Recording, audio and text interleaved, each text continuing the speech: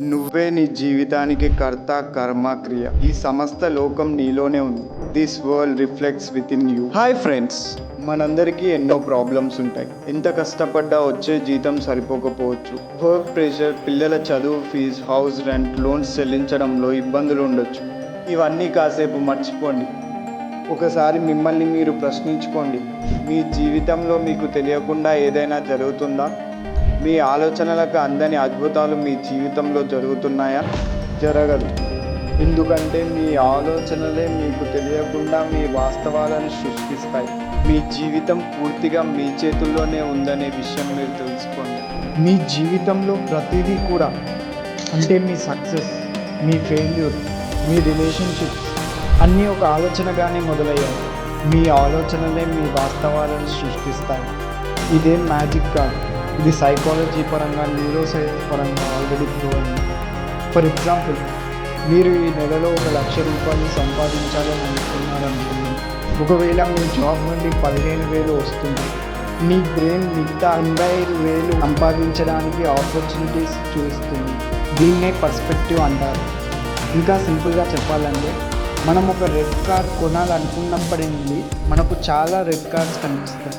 ఎందుకంటే మన బ్రెయిన్ మనకి కావాలి అనుకుంటున్న దాని నుంచి మన దృష్టిని తీసుకెళ్తుంది. మన ఆలోచనలు, మన నమ్మకాలే మన పర్స్పెక్టివ్కి ఒక ఫిల్టర్గా పనిచేస్తాయి. మనందరికీ నెలకు 1,00,000 రూపాయలు సంపాదించాలనే ఆలోచన ఉంటుంది. కానీ దీన్ని 90% జనాలు సాధించలేకపోతారు. ఎందుకంటే ఈ 90%కి వాళ్ళు అది చేయలేను అనే నమ్మకం ఉంటుంది. కాబట్టి నేను 10th ఇంటరే చదివాను, నాకు ఎవరిస్తారు 1,00,000 రూపాయలు, ఇది చాలా కష్టం, నేను చేయలేను, డబ్బు సంపాదించడం ఏం ఈజీ కాదు.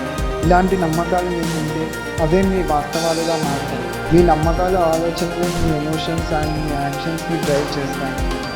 మీరు అనుకున్నది ఏదైనా చేయగలరనే నమ్మకం మీలో ఉండాలి. వాస్తవానికి మనం ఉంది అనుకుంటున్న ప్రతిదీ కూడా మనలోనే ఉంది. ఈ అనంత విశ్వం మనలోనే ఉంది. ఈ ప్రపంచం ఉంది అని మనం ఎలా చెప్తున్నాం?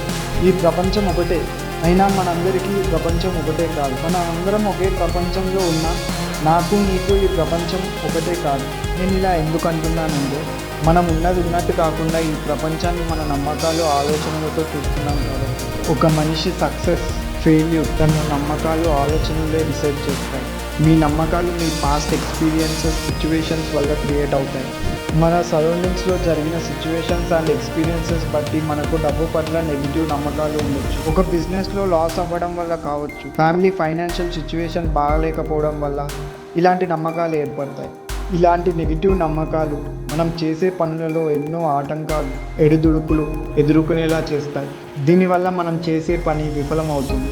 అయితే ఈ నెగిటివ్ నమ్మకాలని ఎలా మార్చుకోవాలో ఇప్పుడు తెలుసుకుందాం. Number 1, clarity of thought. మనం చేయాలనుకునే పని మీద క్లారిటీ ఆఫ్ థాట్ ఉండాలి. ఫర్ ఎగ్జాంపుల్, మనం 1,00,000 సంపాదించాలనుకుంటే దానికి ఒక స్పెసిఫిక్ టైం సెట్ చేసుకోవాలి. Like 1 month, 2 months or more.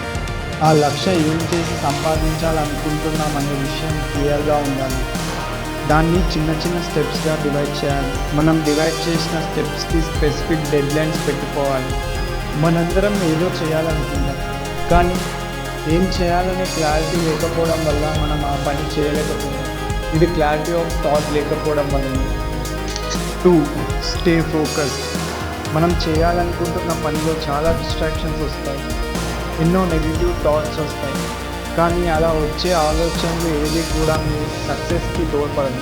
మీరు ఎప్పుడైతే ఈ ఆలోచనలను వదిలేసి ముందుకు వెళ్తారో అప్పుడే మీరు చేయాలనుకుంటున్న పనిలో సక్సెస్ అవుతారు. 3, క్రియేట్ మోర్ పాజిటివ్ ఎక్స్పీరియన్సెస్.